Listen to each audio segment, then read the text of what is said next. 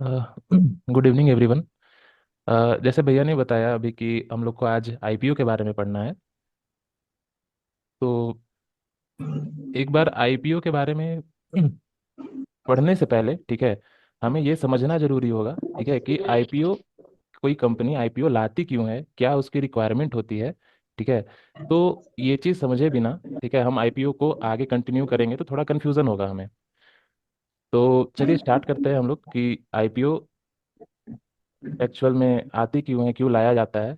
मेरी screen show हो रही है ना आप लोग को?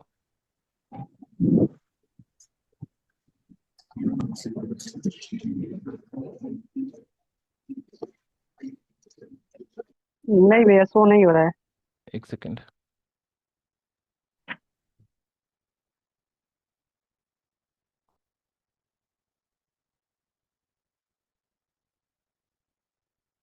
हो गया भैया। अभी हो रही है ना?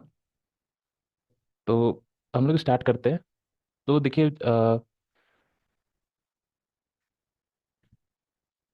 एक बेसिक कॉन्सेप्ट है जो पहले हम आपको बतलाना चाह रहे हैं आप सभी लोग को, ठीक है। मान लीजिए कि कोई पर्सन है, ए, ठीक है, और वो चाहते हैं कोई कंपनी इस्टेब्लिश करने के लिए, ठीक है। ए मान लीजिए कोई कंपनी है और वो एक कंपनी या फैक्ट्री इस्टेब्लिश करना चाहते हैं। तो उनके पास पहले इस कंपनी को इस्टेब्लिश करने के लिए कुछ फंड होने चाहिए, है ना। जो फंड उनके पास, स्पेशली उनके पास जो सेविंग्स होंगे, मान लीजिए आप कोई बिजनेस करना चाहते हैं तो आप क्या करिएगा, आप तो पहले अपना जो सेविंग है पहले उसको लगाइएगा कंपनी में, या फिर अपने दोस्त या अपने फैमिली में बैठ के आप बात कीजिएगा कि हम इस तरह का कंपनी खोलना चाहते हैं, इस तरह का बिजनेस करना चाहते हैं। तो आप हेल्प मांगिए, क्योंकि बिजनेस एक छोटा मोटा चीज़ तो होता नहीं है जो आप अपने फंड से ही सिर्फ कर सकें। तो सबसे पहला चीज़ क्या होता है ना कि आप अपना सेविंग्स, है ना, उसके बाद मान लीजिए कि फैमिली से हेल्प मांगे आपने, या फिर आपने फ्रेंड्स का हेल्प मांगा। तो जो फंड, ठीक है, जो फंड हम अपना सेविंग से, फैमिली से या फिर फ्रेंड से मांगते हैं, ठीक है, उसे हम लोग ना प्रोमोटर्स फंड कहते हैं। आप लोगों ने स्टॉक्स में एक बहुत बार सुना होगा ये वर्ड को, कि उसमें प्रोमोटर्स बहुत ज़्यादा है, ज़्यादा उसमें स्टेक लिए हुए हैं, या फिर प्रोमोटर्स का होल्डिंग बहुत ज़्यादा है। तो प्रोमोटर्स का मतलब ही ये हो गया कि उस कंपनी के फाउंडिंग मेंबर्स, मतलब वो कंपनी को जिन्होंने स्टार्ट किया है, उनका शेयर उस कंपनी में कितना है। ठीक है। तो पहला फंडिंग रेज होता है, मतलब पहला फंडिंग वहाँ लाया जाता है अपने सेविंग से या फिर फैमिली से या फिर फ्रेंड्स से लेकर के। अब मान लीजिए कंपनी स्टैब्लिश हो गई, ठीक है, अब कंपनी रन कर रही है, मतलब चल रही है अच्छा खासा, कुछ दिन हुआ, 1 साल 2 साल 3 साल बीते, अब आपके पास उतना फंड नहीं है, ठीक है, कि आप कंपनी में और इन्वेस्ट कर सके। तो आप क्या कीजिएगा ना, आप इन्वेस्टर्स के पास जाइएगा। जैसे आपने टीवीज में भी देखा होगा, एक शार्क टैंक करके चैनल आता, एपिसोड आता है, शो आता है, उसमें बहुत सारे कंपनी के ओनर्स आते हैं और बतलाते हैं वहाँ पे कि मेरा इस तरह का कंपनी है, मैं ऐसा ऐसा काम करता हूँ, और अपना जितना प्रॉफिट हो सकता है, फ्यूचर क्या प्लान्स है, सारा इन्वेस्टर्स को समझाते हैं। अब इन्वेस्टर्स उसके अकॉर्डिंग, अगर उन्हें लगता है कि हाँ ये कंपनी प्रॉफिटेबल है, तो उसमें पैसा लगाते हैं वो लोग, ठीक है। तो वो जो पैसा लगाते हैं ना, उसे हम लोग एंजल इन्वेस्टर्स कहते हैं, उसे हम लोग एंजल इन्वेस्टर्स कहते हैं। अब एंजल इन्वेस्टर से जब वो पैसे अपने कंपनी में ले रहे हैं ना, तो कंपनी का कुछ शेयर या फिर कुछ इक्विटी वो लोग एंजल इन्वेस्टर को दे दिया करते हैं उनके पैसे के बदले में, ठीक है। तो अब मान लीजिए कि एंजल इन्वेस्टर से कंपनी में पैसा ले लिया गया। अब वो क्या करेंगे ना कि उस कंपनी को रन करेंगे कुछ साल तक, 1 साल 2 साल कंपनी उसी तरीके से चलेगी। अब जैसे एक कंपनी का आप एग्जांपल ले लीजिए, जैसे बजाज हो गई या फिर टाटा कंपनीज हो गई। जो भी कंपनी है वो ऐसा तो नहीं है कि 1 साल 2 साल 3 साल में इतनी बड़ी कंपनी हो गई है। काफ़ी ज़्यादा टाइम लगा है उसमें ग्रोथ आने में, 10 साल 20 साल 50 साल की कंपनीज भी हो गई हैं, तब जा करके वो लोग आज इस स्टेज पे पहुंची हैं। तो उतने लंबे टाइम तक किसी कंपनी को, किसी बिजनेस को रन करने के लिए हमें फंड की जरूरत पड़ती है। तो उसी तरीके से एंजल इन्वेस्टर्स फंड लगाते हैं, और 5 साल 10 साल के बाद जब वो कंपनी और बड़ी हो जाती है, ठीक है, तो जब कंपनी और बड़ी हुई तो हमें और फंड की जरूरत पड़ेगी। तो जो अब ज़्यादा फंड, जब बहुत ज़्यादा फंड की जरूरत हमें पड़ती है, तो हम लोग ना कॉरपोरेट के पास जाते हैं, बड़े बड़े कंपनी के पास जाते हैं कि मेरा ऐसा कंपनी है, इसमें मेरे को 100 करोड़ या फिर 50 करोड़ रुपया चाहिए, आप मेरे को इसमें इन्वेस्ट करो, मैं आपको इसमें शेयर दूंगा या फिर इक्विटी आपको दूंगा। तो उस बड़े अमाउंट को, जो 50 करोड़ 100 करोड़ 150 करोड़ 200 करोड़ जो भी पैसा लगता है, वो जो पैसा लगाते हैं ना, वो कॉरपोरेट वाले होते हैं, बड़े बड़े होते हैं, बड़े बिजनेसमैन होते हैं जो, उन्हें हम लोग वेंचर कैपिटल कहते हैं, वेंचर कैपिटल्स कहते हैं। या तो फिर वेंचर कैपिटल से वो लोग फंड रेज करेंगे, और नहीं तो अगर कंपनी बहुत अच्छा प्रॉफिट में चल रही है, ठीक है, तो वो अपना प्रॉफिट जा करके बैंक्स के पास रखेंगे कि मेरा ऐसा कंपनी है, मैं ऐसा कंपनी रन करता हूँ, मेरे आने वाले फ्यूचर्स में मेरा ये ऑब्जेक्टिव है कि मैं इस कंपनी को 1,000 करोड़ का कंपनी बनाना चाहता हूँ। मेरा हर साल का इनकम मान लीजिए प्रॉफिट का 50 करोड़ का है। तो वो बैंक्स को बताएंगे, सारा अपना डॉक्यूमेंट देंगे और बैंक से वो लोन लेंगे, है ना। तो इस तरीके से ये लोग जो भी ए है वो अपने कंपनी को स्टैब्लिश करते हैं। अब कंपनी अच्छा खासा रन कर रही है, वो अपना बिजनेस कर रही है किसी किसी भी जगह पे। अब ये जो है ना, वो एक अच्छे खासे एक बिजनेसमैन बन चुके हैं, एक कंपनी स्टैब्लिश कर चुके हैं मान लीजिए किसी एक स्टेट में। अब वो चाहते हैं ना कि उस स्टेट से बाहर निकल के उस बिजनेस को फैलाएं, ठीक है। तो अब जब वो उस जगह से निकल करके कहीं और जाना चाहते हैं, एक स्टेट में, दो स्टेट में, तीन स्टेट में, तब उन्हें क्या जरूरत पड़ेगी? और ज़्यादा फंडिंग की जरूरत पड़ेगी, और इस बार थोड़ा बहुत नहीं, बहुत ज़्यादा फंड की जरूरत पड़ेगी। तो जब किसी कंपनी के पास अपना प्रोमोटर्स फंड वो लोग यूज कर चुके होते हैं, एंजल इन्वेस्टर्स का फंड यूज कर चुके हैं, और वेंचर कैपिटल या बैंक लोन जो भी वो लेकर के यूज कर रहे हैं करेंटली अपना बिजनेस को रन करने के लिए, उनके अलावा उन्हें बहुत ह्यूज अमाउंट की जरूरत होती है पेमेंट की या फिर पैसों की, ताकि वो अपने फैक्ट्रीज को अलग अलग स्टेट में लगा सके। तब वो डिसाइड करते हैं कि अब हमें एक बहुत बड़ा अमाउंट चाहिए होगा, और बहुत बड़े अमाउंट के लिए हमें बहुत लोगों से पैसा लेना पड़ेगा। तो बहुत लोगों से जब पैसा लिया जाता है ना, तो उसी को हम लोग आईपीओ कहते हैं, जो कंपनीज ले करके आती है किसी बैंक के थ्रू, जिसमें हम लोग और आप लोग मिल करके साथ में उसमें इन्वेस्ट करते हैं, और लाखों करोड़ों का उसमें इन्वेस्टमेंट जनरेट हो पाता है। तो ये जो आईपीओ होता है, ये बेसिकली फंड रेज करने के लिए किया जाता है। Second, अपना माइक म्यूट कर लीजिएगा आप लोग। तो ये एक फोर्थ स्टेप होता है जिसमें कंपनी आईपीओ लेकर के आती है मार्केट में फंड रेज करने के लिए, ठीक है। तो ये एक बेसिक कॉन्सेप्ट था कि आईपीओ मार्केट में आता क्यों है किसी भी कंपनी का। तो इससे आपको ये तो समझ में आ गया होगा कि जो भी कंपनीज आईपीओ लेकर के आ रही हैं वो काफ़ी पुरानी कंपनी है, ठीक है, और उसे अपने कंपनी को रन करने में अच्छा खासा एक्सपीरियंस है, ठीक है। अब ये सारा चीज़ों को समझने के बाद, आईपीओ क्यों आती है ये बतलाने के बाद, हम जानते हैं कि सच में क्या बगल वाला बटन है, बगल वाला बटन है, ऊपर क्या आवाज है? अ, अब हम लोग देखते हैं ना कि ये फंड के अलावा कंपनी को क्या ज़रूरत है आईपीओ को लेके आने की, और क्या रिक्वायरमेंट्स है इसके, है ना। तो उसे हम लोग एक टॉपिक के अंदर कवर करते हैं।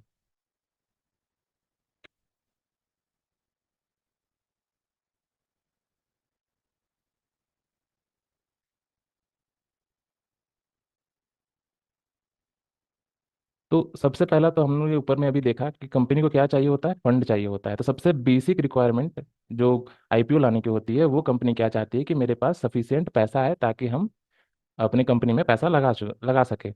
और जस्ट अभी थोड़ी देर पहले हमने डिस्कस किया कि कंपनी क्या चाहती है, दूसरे स्टेट में या फिर मल्टीपल फैक्ट्रीज इस्टेब्लिश करना चाहती है, बहुत सारा फैक्ट्री चाहती है इस्टेब्लिश करने के लिए, तो उसके लिए भी उसे फंड चाहिए।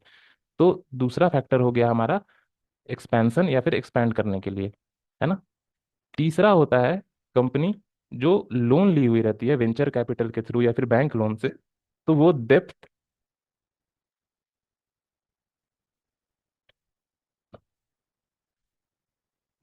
या फिर लोन क्लियर करने के लिए, ये तीसरा रिक्वायरमेंट होता है कंपनी का आईपीओ लेकर के आने का। और चौथा रिक्वायरमेंट, देखिए जैसे आप और हम आज ट्रेडिंग कर रहे हैं या फिर इन्वेस्टिंग कर रहे हैं, सीख रहे हैं, तो हम लोग किसी कंपनी में पैसा क्यों लगाते हैं? आज अगर मान लीजिए हम किसी स्टॉक में पैसा लगा रहे हैं, तो यही सोच के लगा रहे हैं ना कि आने वाले 10 दिन में, 15 दिन में, महीना भर में, या फिर साल 2 साल के बाद मेरा जो पैसा है वो एक अच्छे अमाउंट में वापस हमको मिलेगा। हो सकता है डबल होकर के मिले या ट्रिपल होकर के मिले, तो हम लोग तो ये चाहते हैं कि जो भी मेरा पैसा है वो डबल ट्रिपल होकर के हमको मिले। तो जो एंजल इन्वेस्टर्स या फिर वेंचर कैपिटल ऑलरेडी इस कंपनी में पैसा लगा चुके हैं, वो भी तो यही चाहेंगे ना कि हमारा जो भी पैसा लगा हुआ है वो हमको एक सही टाइम पे मिल जाए। वो भी तो ये सोच के लगाए हैं ना कि कंपनी आज नहीं, बस 5 साल, 10 साल, 20 साल के बाद एक अच्छा जगह पहुंच जाएगी, वो अच्छा प्रॉफिट जनरेट करेगी। और फिर वो मान लीजिए कि 5 करोड़ रुपया लगाए हैं, आज से 10 साल बाद हो सकता है उन्हें 50 करोड़ रिटर्न मिल जाए, कंपनी अगर अच्छा परफॉर्म कर रही है तो चौथा रीजन होता है कि जो भी एग्जिस्टिंग इन्वेस्टर है उनको एग्जिट देना, एग्जिट टू एग्जिस्टिंग इन्वेस्टर। तो ये चार फैक्टर हुआ जो कंपनी चाहती है कि आईपीओ लाने के लिए, कि क्यों क्यों क्या रीजंस है कि हम आईपीओ ला सकें। तो ये एक आईपीओ का ना सबसे बेसिक कॉन्सेप्ट हुआ। अगर आप ये चीज़ नहीं समझेंगे तो आगे आने वाली क्लास में सारे चीज़ें ना इसी से रिलेट करेंगी। तो आपको ये जो कॉन्सेप्ट अभी बताया गया है ना, ये थोड़ा दिमाग में रखना पड़ेगा, ताकि जब हम आगे आईपीओ के बारे में समझें कि क्या प्रोसेस होती है उसकी, किस आईपीओ में हमें पैसा लगाना चाहिए, किस में नहीं लगाना चाहिए, तो उसका बहुत बेसिक यहीं से कनेक्ट कर पाइएगा आप। तो आप में से कोई भी अनम्यूट करके ये बोल सकते हैं कि जो भी हम बता रहे हैं समझ में तो आ रहा है आप लोग को ना? जी सर। आ रहा है भैया, समझ में आ रहा है। Okay okay. आ रहा है सर। Okay okay. तो अब हम लोग थोड़ा आगे बढ़ते हैं इस टॉपिक में, है ना? तो अभी तक हमने समझा कि आईपीओ होता क्या है, क्यों आईपीओ कंपनी लेकर के आती है, क्या रिक्वायरमेंट्स होता है उसका। ठीक है। आप दो तीन चीज़ यहाँ मार्क करके रखो, ये जो प्रोमोटर्स फंड के बारे में मैंने बताया है ये, ठीक है, और दूसरा जो लोन और डेप्थ लिए हुए है कंपनी, ये दो चीज़ को आप ध्यान में रखना, ठीक है। अब मैं ये सारा इरेज कर रहा हूँ। तो अब हम लोग जानते हैं ना कि आईपीओ का प्रोसेस क्या होता है, ठीक है। ये नेक्स्ट स्टेप है, आईपीओ को लाने के लिए क्या क्या प्रोसेस किया जाता है। तो जैसे मान लीजिए ना, अभी थोड़ी देर पहले, कुछ दिन पहले बजाज हाउसिंग का एक आईपीओ लॉन्च हुआ था।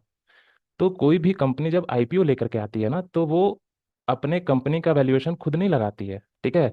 वो किसी अच्छे बैंक के पास जाती है, जो बैंक से मान लीजिए एचडीएफसी बैंक हो गई, आईसीआईसीआई बैंक हो गई, जो well known well established bank है, उनके पास जाती है। अपना सारा डॉक्यूमेंट्स, सारा कंपनी का जो भी उनके पास प्रॉफिट लॉस, किस तरह का काम करते हैं, क्या उनका एक्सपर्टीज है, सारा चीज़ वो एक बैंक के पास लेकर के जाते हैं, जिसे हम लोग क्या कहते हैं, मर्चेंट बैंक। तो ये बैंक का क्या काम होता है ना, कि ये डिसाइड करती है कि जो कंपनी है, जैसे अभी हम लोगों ने यहाँ पे देखा था कि कंपनी एक, जैसे इसका हम लोग नाम रख लेते हैं बजाज कंपनी का, ये मान लीजिए एग्जांपल है, अभी हम लोग दे रहे थे ना, बजाज ही रख लेते हैं। ये जो बजाज कंपनी है, अगर मान लीजिए ये कंपनी आपकी बजाज कंपनी है, तो आप तो बोलिएगा ना, नहीं मेरी कंपनी का वैल्यू 100 करोड़ का है, आप तो कुछ भी वैल्यूएशन लगा लीजिएगा। तो इसीलिए वो बैंक एक, ये बजाज जो कंपनी है एक बैंक के पास जाएगी पहले। तो ये बैंक क्या करेगा, इस कंपनी का एक वैल्यूएशन लगाएगा। वैल्यूएशन किस बेसिस पे लगाएगा?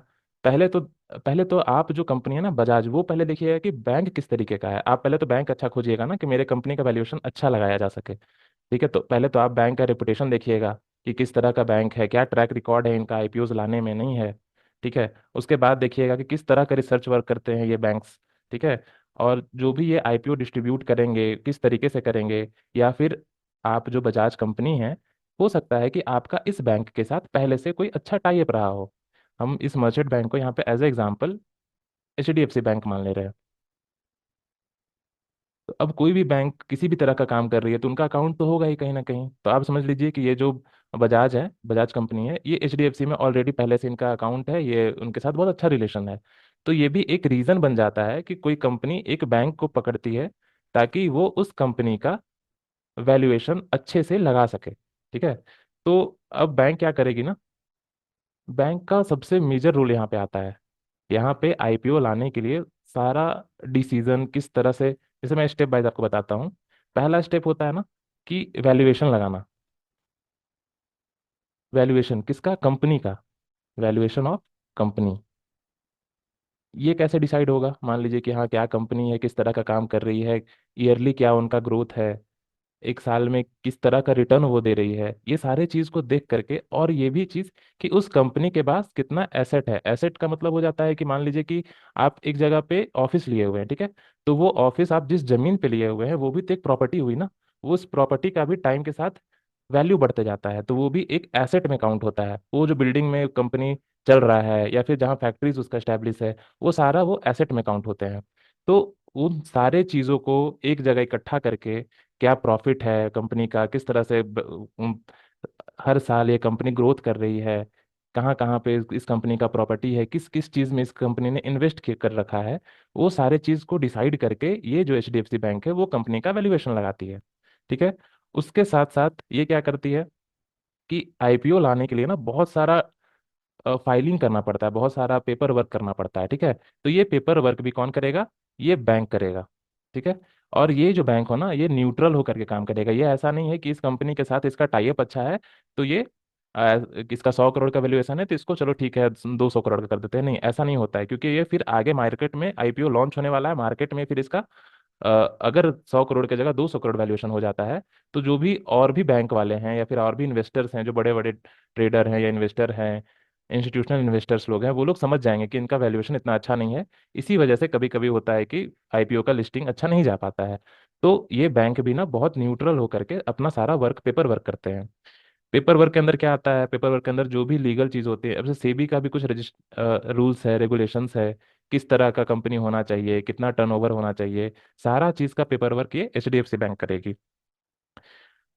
अब ये जो एचडीएफसी बैंक है ना, ये क्या करेगी ना, इस बजाज कंपनी का एक बुकलेट टाइप, जैसे आप प्रोस्पेक्टस जानते होंगे, आप कहीं भी कॉलेज में जाते होंगे या फिर स्कूल में गए होंगे तो आपको ना साल भर में एक प्रोस्पेक्टस मिलता होगा, या फिर जब आप एडमिशन लेने के लिए जाते होंगे ना तो वहाँ पे आपको एक प्रोस्पेक्टस दिया जाता है जिसमें स्कूल का पूरा डिटेल्स दिया रहता है कि हाँ ये स्कूल कब बना, ठीक है, इसके पहले प्रिंसिपल कौन थे, या फिर इस स्कूल का क्लास 1 का फी कितना है, यहाँ किस तरह का बस सर्विसेज है या फिर अलग तरह का सर्विसेज प्रोवाइड किया जाता है, उसमें सारा डिटेल दिया रहता है ना। कि आप अगर 1 से 2 में जाइएगा, 3 से 4 में जाइएगा तो हर साल कितना इंक्रीमेंट होगा आपका फी में, सारा प्रोस्पेक्टस दिया रहता है, प्रोस्पेक्टस में दिया रहता है।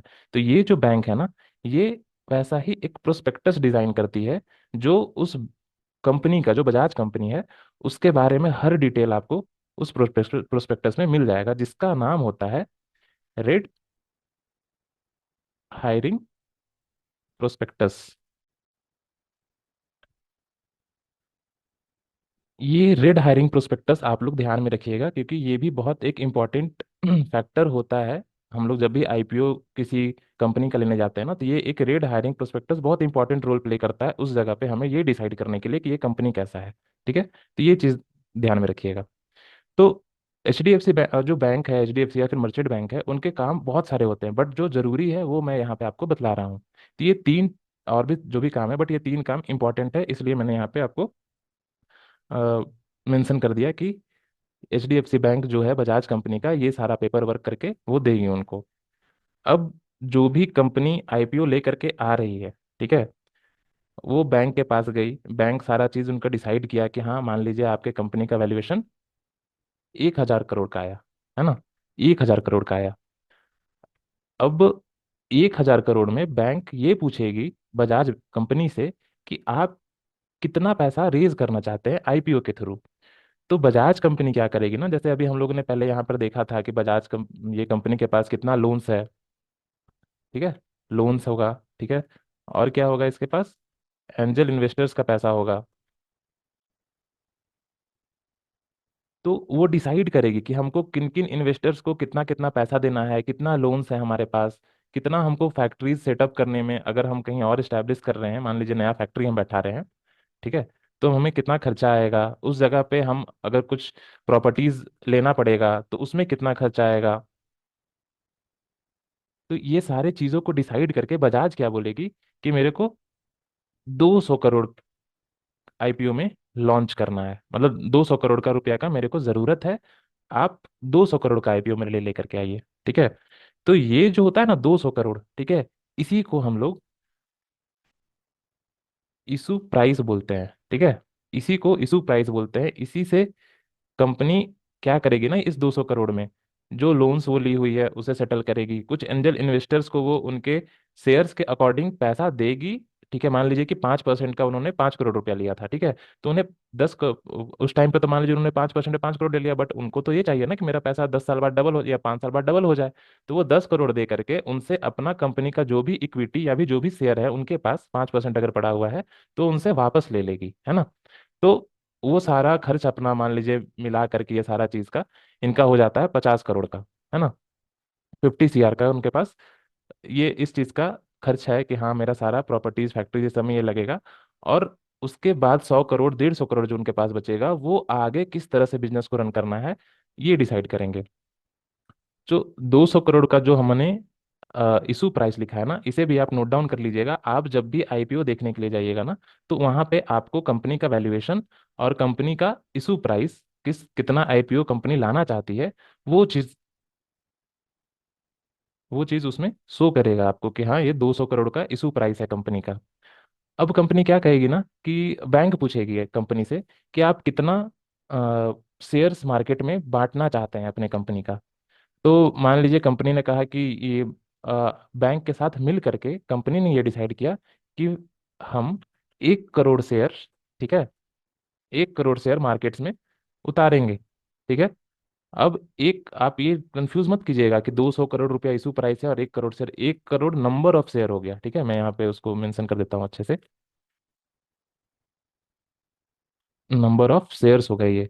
मतलब जैसे आप कभी कभी जब आप स्टॉक्स लेते होंगे या फिर किसी स्टॉक में ट्रेड करते होंगे, तो आप उसमें जो भी क्वांटिटी उठाते हो ना, जिस लॉट साइज में जिस भी क्वांटिटी में उठाते हो, तो वो एक शेयर हो जाता है वो। उसी तरह से ये कंपनी डिसाइड करेगी मेरे पास कि 1 करोड़ का शेयर हम मार्केट में ले करके आएंगे। अब कंपनी के पास दो चीज आ गई। ठीक है, एक हो गई हमारा कि 200 करोड़ का इशू प्राइस हमारे पास आ रहा है और 1 करोड़ शेयर हम मार्केट में लॉन्च करेंगे। ठीक है। अब एक क्वेश्चन यहाँ पे और आता है। ठीक है, इस चीज पे आप लोग ध्यान दीजिएगा। मान लीजिए कि HDFC बैंक है, ठीक है, ये उस कंपनी का वैल्यूएशन लगाती है 100,000 करोड़ का। ठीक है। अब ये भी तो होता है ना, जैसे मान लीजिए हम मार्केट में गए कोई सामान खरीदने के लिए। ठीक है। अब हम बोलेंगे, वो दुकानदार बोलेगा कि नहीं ये 500 रुपया का है, और हम बोलेंगे कि नहीं 400 रुपया में दे दो। हो सकता है कोई और बायर आएगा वहां पे, वो बोलेगा कि नहीं ये 450 रुपया का होगा। ठीक है। तो इंडियन मार्केट के अकॉर्डिंग, ठीक है, कंपनी जो भी शेयर्स अपना ले करके आती है, या फिर जो भी बैंक जिस भी कंपनी का शेयर ले करके आती है मार्केट में, उसका एक प्राइस डिसाइड करती है। ठीक है। अभी हमारे पास कितना है, 1 करोड़ शेयर है। ठीक है, 1 CR शेयर्स है हमारे पास। ठीक है। अब बैंक और कंपनी क्या डिसाइड करेंगे ना कि पर शेयर कितना प्राइस होगा हमारा। तो जिस तरह से बैंक ने डिसाइड कर लिया कि 1,000 करोड़ का कंपनी का वैल्यूएशन है, तो हो सकता है कि हम बोले कि नहीं ऐसा नहीं होगा।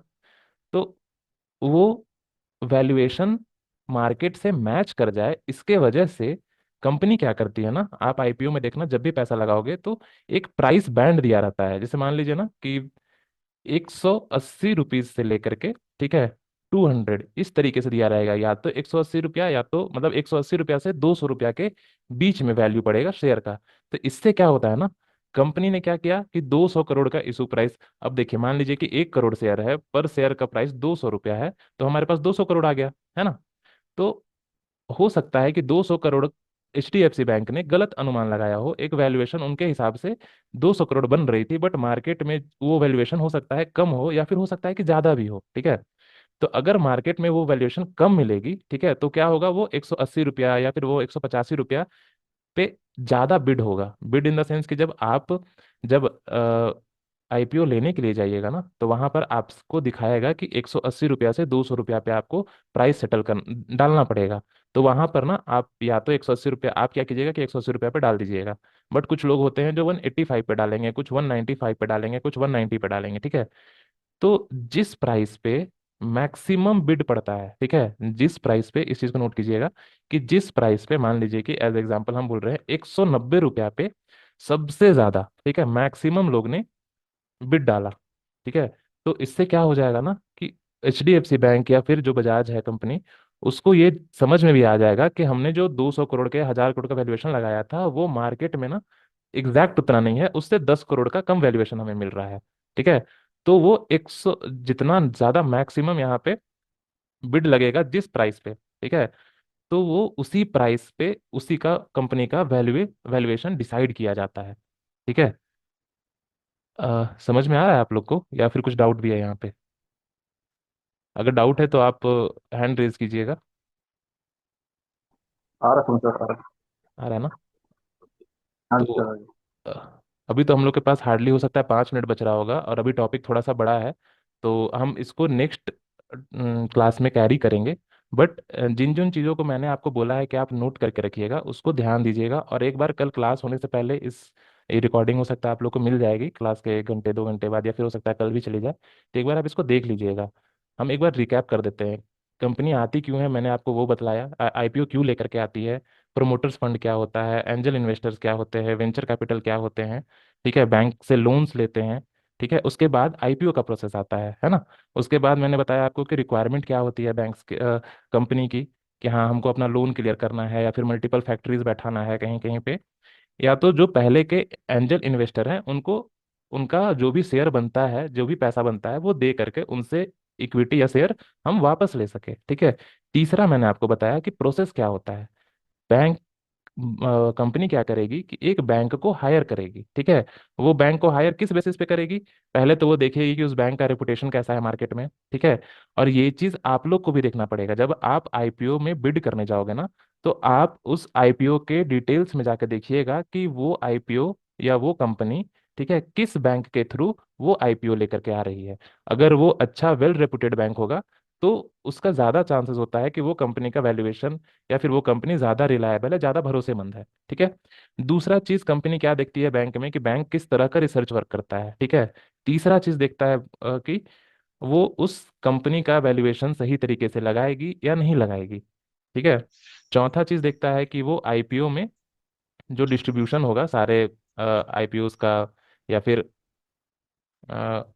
शेयर्स का जो डिस्ट्रीब्यूशन होगा वो किस तरीके से। देखिए, हर ये कंपनी हो सकती है नहीं आ रही हो मार्केट में, बट बैंक तो बहुत पुराना है। तो बैंक तो बहुत सारे आईपीओ को पहले लॉन्च किए होंगे, तो उनके पास पुराना ट्रैक रिकॉर्ड भी होगा। तो ये कंपनी क्या करेगी, उस बैंक, अलग अलग बैंक का ट्रैक रिकॉर्ड चेक करेगी कि किस तरह से इस बैंक का रिस्पॉन्स मार्केट ने दिया है आईपीओ को लाने में।